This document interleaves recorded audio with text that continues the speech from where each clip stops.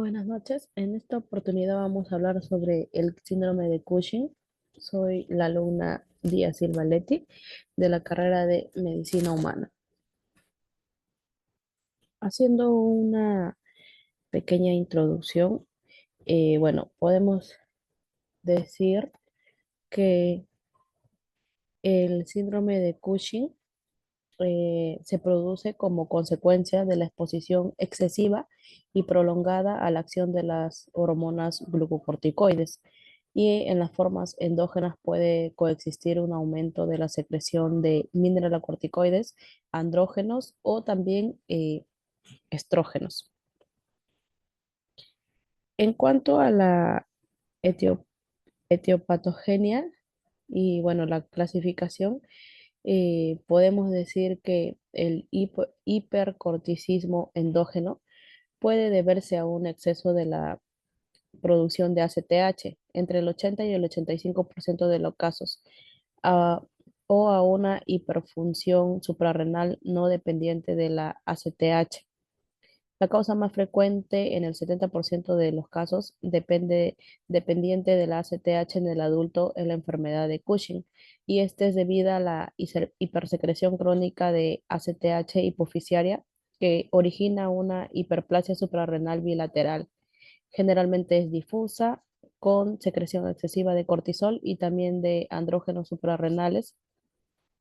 Suele aparecer entre los 20 y los 40 años y es más frecuente en las mujeres. De 3 a 8 mujeres, por 3 a 8 mujeres un varón puede presentar la enfermedad de Cushing, ¿no? Y en algo más del 90% de los casos se trata de microadenomas hipofisiarios. Y en algunos tumores con crecimiento agresivo se han observado también mutaciones somáticas del gen del receptor de glucocorticoides que podrían explicar su menor inhibición por el cortisol y su mayor tendencia al crecimiento.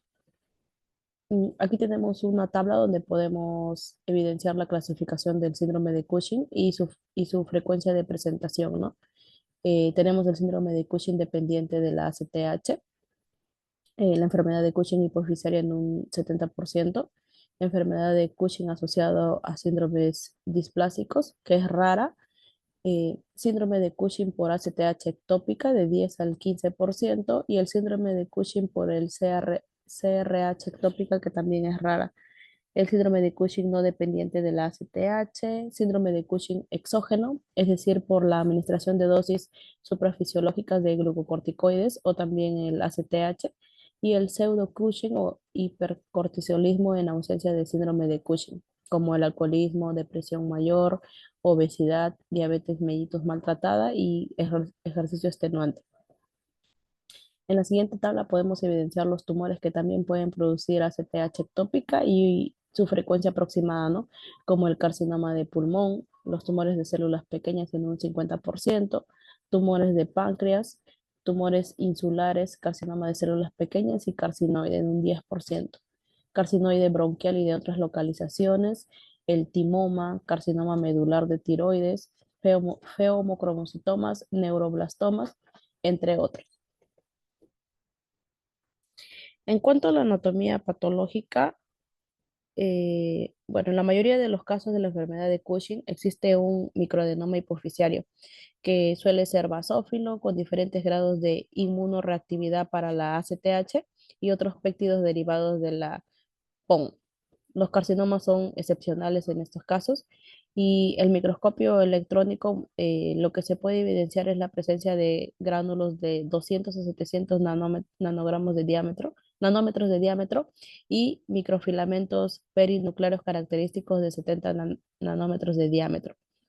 Algunos tumores también pueden secretar otras hormonas además de la CTH, em, y en ciertos casos puede observarse cambios hialinos en las células corticotropas no tumorales, como las células de Croque, probablemente debidos al efecto supresor del cortisol plasmático.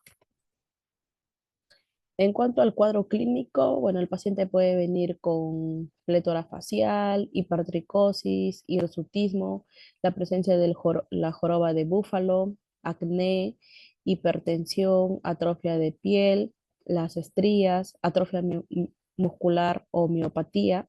También hay presencia de osteoporosis, necrosis avascular, inmunosupresión, pobre curación de heridas, presencia de púrpura, equimosis, virilización, oligoamenorrea en el caso del sexo femenino, pacientes con hiperpigmentación, obesidad central, la presencia de diabetes, úlcera péptica, la fase de media luna, cataratas, glaucoma, insomnio y cuadros de psicosis también.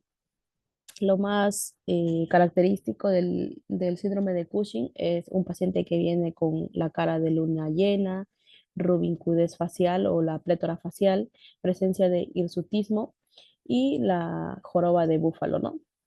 Em, Aquí tenemos una imagen donde podemos ver a una paciente de sexo femenino en eh, imágenes de frente y en este caso de perfil, ¿no? Donde podemos evidenciar la cara de luna llena, la plétora facial y en la de perfil la joroba de búfalo. Muchos pacientes también pueden presentar trastornos psíquicos como depresión, labilidad emocional, irritabilidad, ansiedad y accesos de pánico e incluso cuadros paranoicos. En cuanto al diagnóstico, bueno, para hacer el diagnóstico primero tenemos que descartar el hipercorticismo. Los enfermos por el síndrome de Cushing producen cantidades excesivas, ¿no?, de cortisol durante periodos prolongados, aunque no siempre van a ser continuos. Por esta razón es que las determinaciones aisladas del ACTH y del cortisol van a tener un escaso valor, ya que pueden ser normales. Y la pérdida del ritmo circadiano constante en el síndrome de Cushing es un fenómeno muy precoz. Mm, Una vez descartada la causa exógena, el hipercorticismo endógeno se demuestra por el hallazgo de un aumento de la excreción de cortisol libre en orina, el cual va a ser superior a 100 picogramos en 24 horas, un valor de cortisol plasmático a las 8 a.m., el cual va a ser igual o superior a 1,2 o 2 picogramos por decilitro, y este tras la administración oral de 1 miligramo de dexametasona a las 23 horas o después de la prueba de inhibición débil con 2 miligramos de dexametasona durante 2 días. Y también vamos a tener valores de cortisol en saliva a las 0 horas superiores al 1,6 nanogramos por mililitro. Es importante mencionar también que el cortisol libre en la orina, superior a 3 veces el límite superior del rango normal, se va a considerar como un resultado positivo y refutable, mientras que valores inferiores van a ser incierto el diagnóstico y requieren de la realización de otras pruebas. Eh, Después de ello, lo que vamos a buscar es el diagnóstico etiológico. En los síndromes de Cushing por tumores suprarrenales productores de cortisol y en las hiperplasias micro o macronodulares primarias, las concentraciones de ACTH van a ser indetectables o muy bajas, es decir, menos de 5 picogramos por mililitro. Y en cuanto a la diferenciación de la secreción ectópica de ACTH de los adenomas hipoficiarios, aquí las concentraciones del ACTH pueden ser normales o pueden encontrarse elevadas en ambos casos. Y en general van a estar mayor a 15 o 20 picogramos por mililitro, pero suelen ser más altas en la producción ectópica. En cuanto al diagnóstico o bueno, exploraciones complementarias, eh, con respecto a las imágenes, se puede solicitar una TAC o una resonancia magnética, ¿no? Sobre todo la resonancia magnética craneal, que va a ser el método de elección para poder identificar los adenomas hipoficiarios secretores de ACTH. Y bueno, aquí se va a utilizar la administración combinada de contraste magnético, ¿no? El gadolinio, el cual va a permitir identificar tumores de 3 a 4 mililitros de diámetro. Y en la imagen 239.4 podemos evidenciar un adenoma suprarrenal derecho obtenida por una TAC.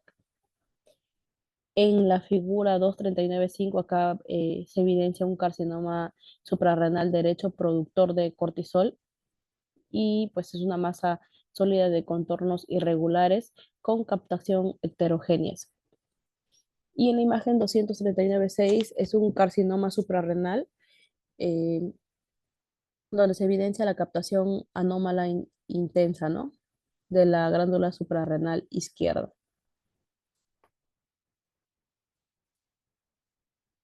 En cuanto al pronóstico, bueno, el síndrome de Cushing no tratado cursa con un empeoramiento gradual de todas sus manifestaciones que puede conducir a la muerte del paciente, en general por las enfermedades cardiovasculares tromboembólicas o también infecciones bacterianas o micóticas que puede presentar el paciente.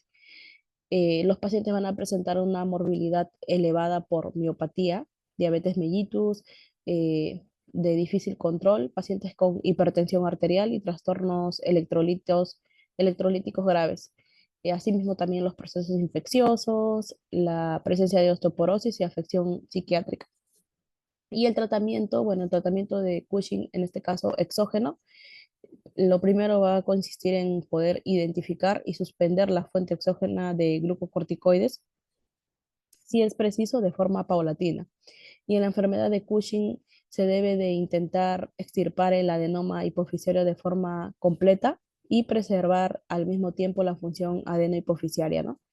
La técnica de elección que se utiliza tanto en niños como en adultos es la adenomectomía selectiva transesfenoidal, que consigue un 70-85% de las curaciones.